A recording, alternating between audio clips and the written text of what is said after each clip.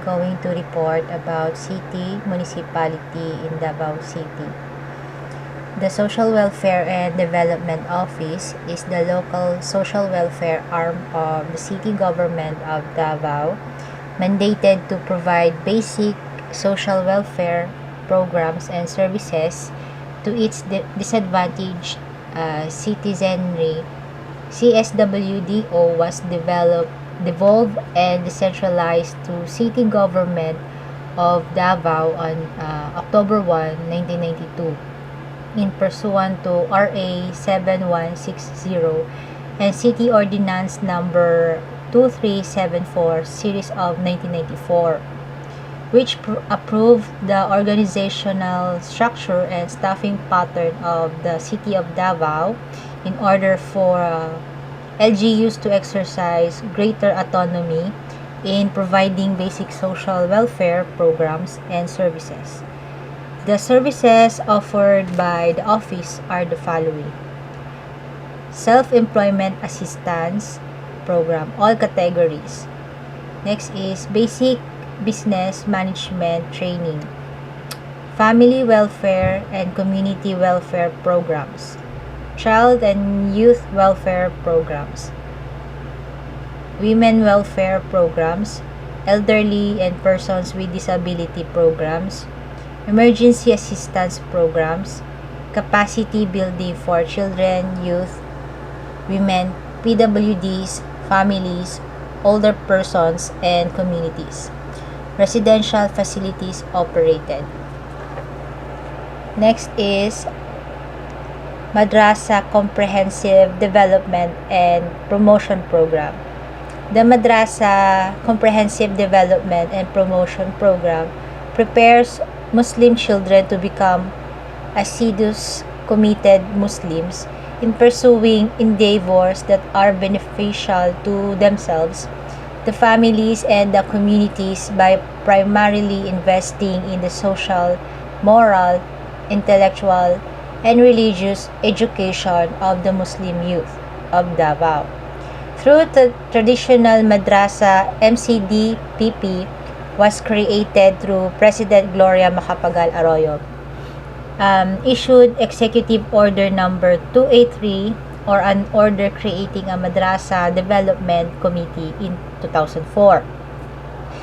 The office was created as the center of basic government services in Muslim communities all over Davao and recognizes the reality that the madrasa development is hampered by resource constraints impeding the system's realization of its potential as a viable and complementary educational system for Muslim Filipinos, as well as recognizing each local madrasa system as a mechanism that can provide educational opportunities that will contribute to the government's efforts to enhance lasting peace and equitable development in Mindanao.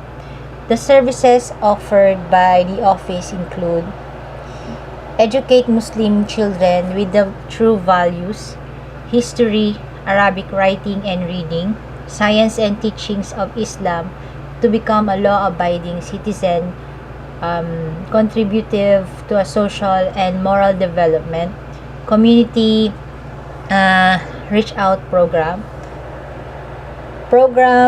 promoting Eid or Islamic festivals and developing unique fit of various Muslims tribes in Davao City. Document assistance to the Muslim constituents in Davao City. Promote Davao City as a peaceful city where all cultures and religions harmoniously coexist.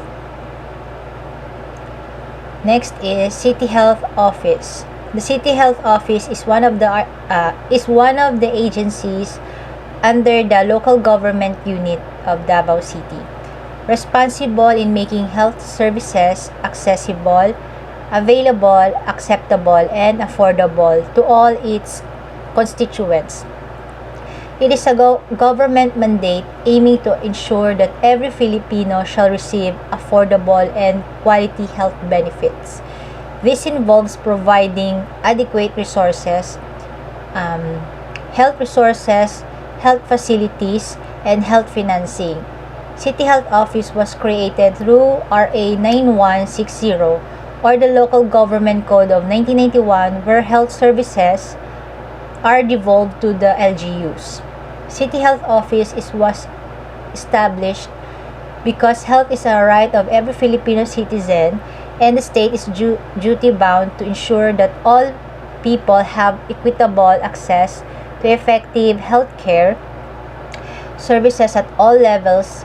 The services offered by the office include: number 1 is medical consultations, checkups.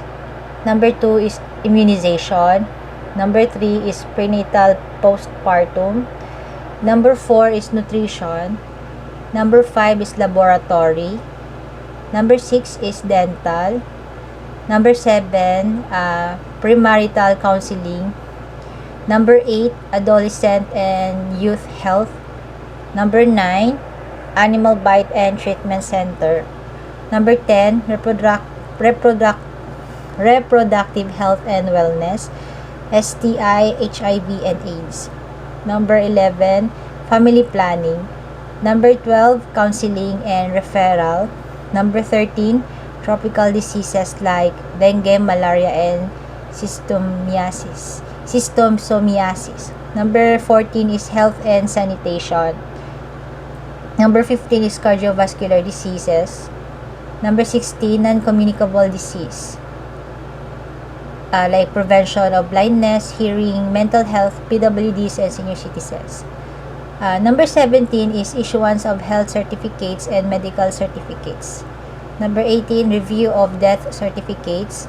Number 19, issuance of permits, transfer, cremation.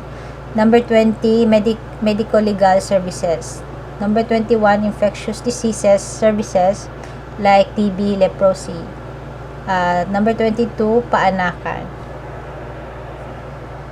Is Vices Regulation Unit. The Vices Regulation Unit under the Office of the City Mayor was created purposely to ensure people's protection and discipline would-be violators in compliance to efficient and effective regulation of Davao City's anti-smoking and liquor ban ordinances. Vices Regulation Unit was created through Executive Order Number 10, dated April 14, 2017, forming the anti-smoking and liquor ban forces consisting of 12 board members from different departments of the city government of Davao. The office was established to regulate, monitor, and apprehend violators pursuant to CO 0367-12 and CO 004-13 and Section 7 of CO 0292-06, Children Welfare Code of Davao City. Services: 1 is enforcement and execution of provisions Davao City ordinances related to anti-smoking and liquor ban. Number 2, monitor and apprehend violators mandated by the law. 3rd is promote awareness, provide education and counseling relative to the vices concerned. 4th is leads and facilitate advocacy activities and events related to smoke-free initiatives and liquor ban. Next is Family Planning and Wellness Clinic. The Commission on Population and Development. Region 11 is strengthening its capacity to support the supply chain for family planning commodities region-wide by ensuring the availability of family planning information and services in health facilities deemed crucial in preventing unplanned pregnancies among couples and individuals.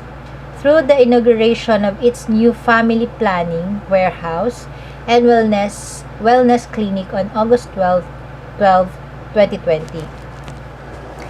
The 225 square feet facility located at the POPCOM Regional Office, Region 11, along Dumanlas Friendship Road, SPMC Compound, Bahada, Davao City, also houses a family planning and wellness clinic which provides free family planning services such as family planning counseling, pill dispensing, insertion or removal of subdermal implant, administering of injectable and intrauterine device, insertion, the upkeep of the warehouse and service provision at the wellness clinics are run by trained and certified medical professionals.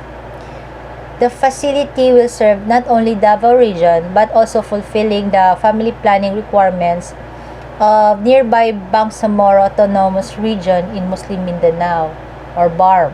The hub stores family planning commodities such as contraceptive pills, subdermal implants, de depomedroxyprogesterone, acetate, or which is called is DMPA injectable, and other stocks to effectively ensure the needed supply of the said items within the regions and surrounding local government units, especially those from the grassroots level as well as geographically isolated and disadvantaged areas.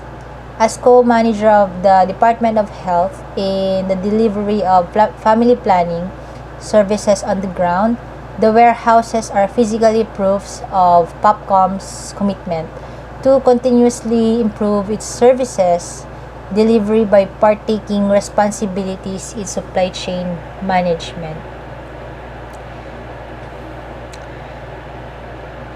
Centros in Environmental and Waste Management. The City Environment and Natural Resources Office, which is the Centro, has conducted diversified activities in the support of Davao City's Clean and Green program and the city environmental protection and preservation. Such activities were focused on waste management and natural resources operation. These were the consistency of information and education campaign on the proper waste management of the households, monitoring and regulation of the waste management process, implementation of the waste-related laws, and application of technologies and economic mechanisms. Next is information, education, and communication campaign.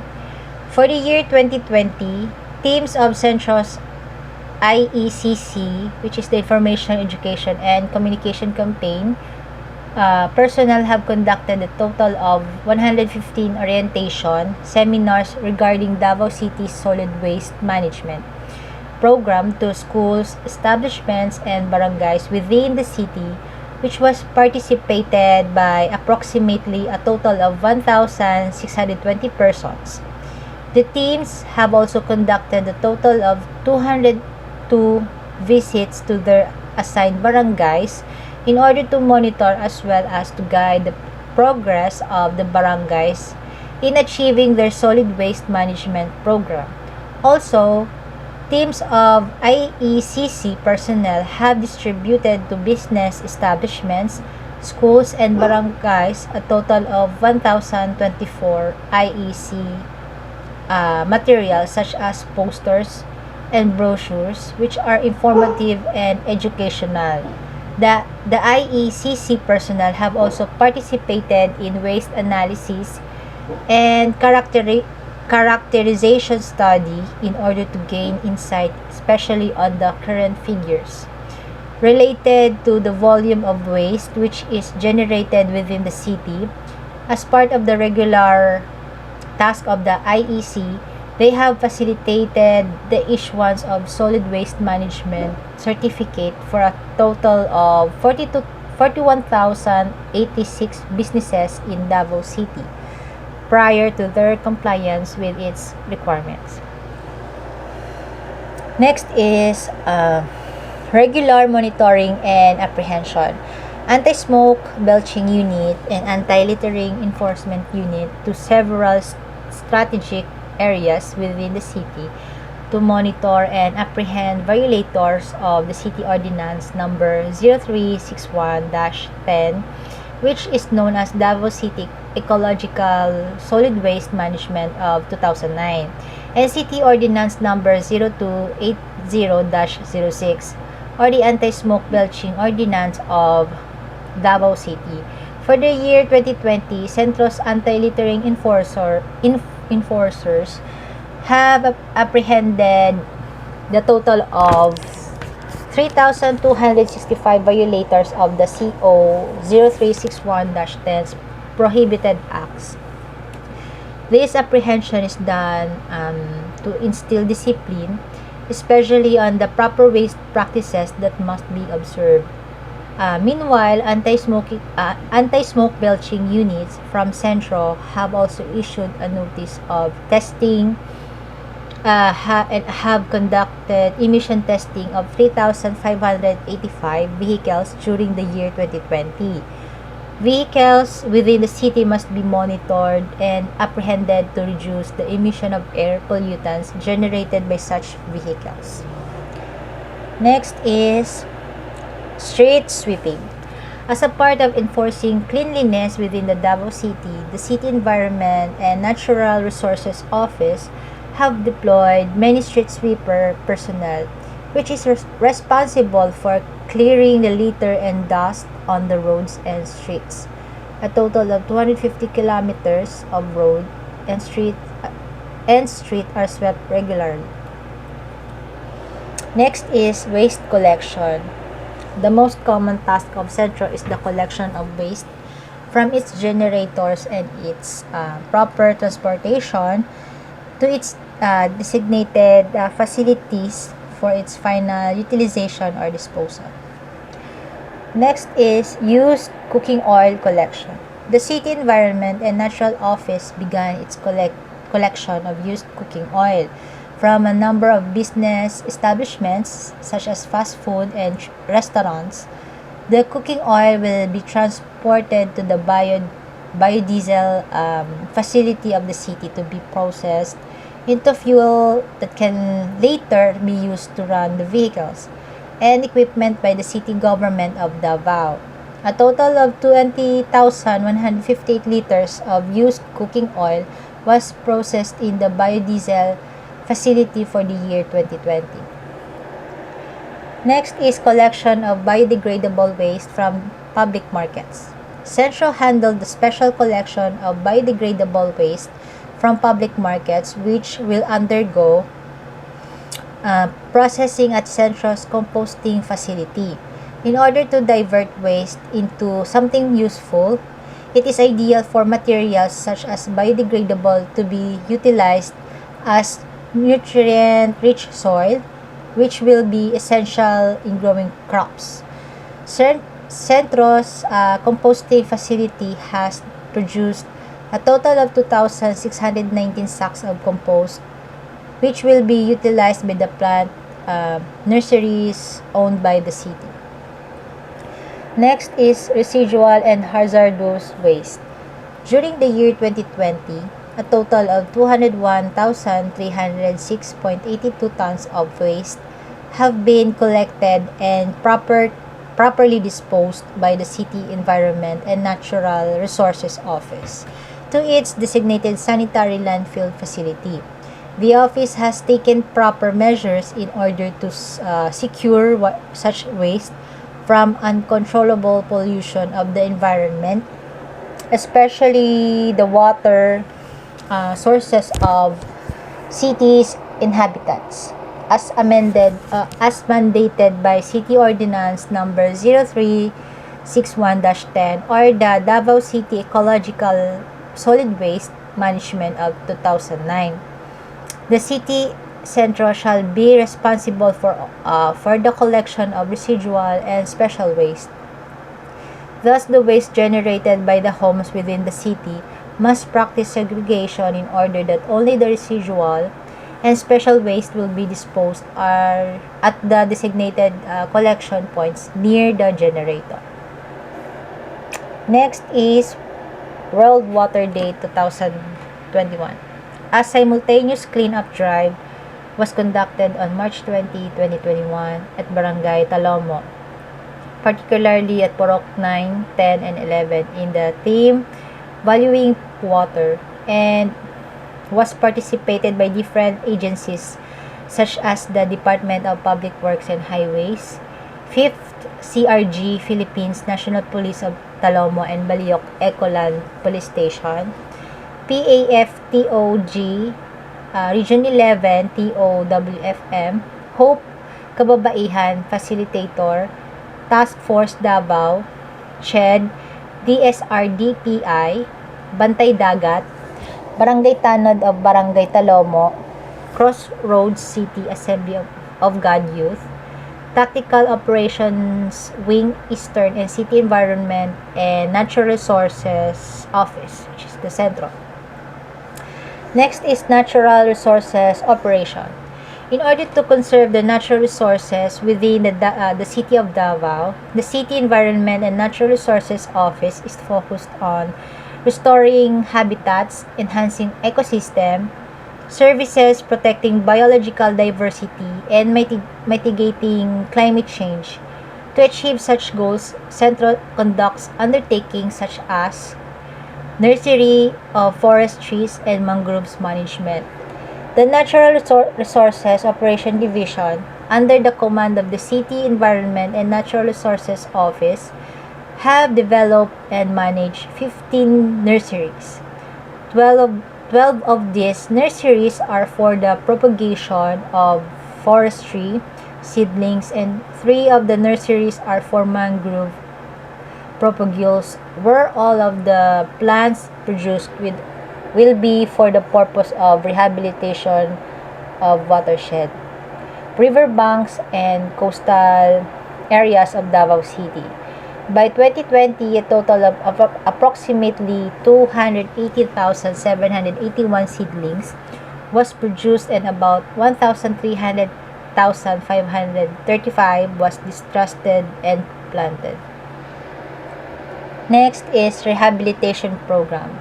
To achieve the protection, conservation, and restoration of the environment within the city, the Natural Resources Operation Division under Centro have conducted continuous rehabilitation activities that cover watershed, riverbanks, upland, and coastal areas of the city.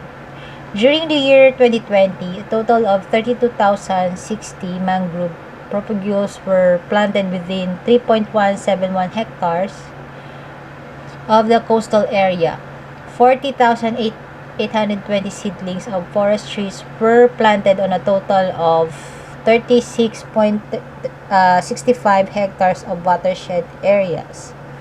Total of 18,905 seedlings were planted in a total of 5,076 linear meters of the riverbank, and 59,182 seedlings were planted in a total of 50.11 hectares of the unplanned area within the city. Next is quarry monitoring operations. For the year 2020, they have monitored and assessed 296 approved concessionaires, new and renewed, with an excavated volume of 440,024 metric tons of sand and gravel and 431,561 metric tons of earthfill materials relatively located within the outlying districts of the city with approved quarry areas. Next is Coastal Cleanup Davao Gulf Bantay Dagat Volunteers Incorporation. Volunteers conducted coastal cleanup at Barangay Matina Playa on March 2021.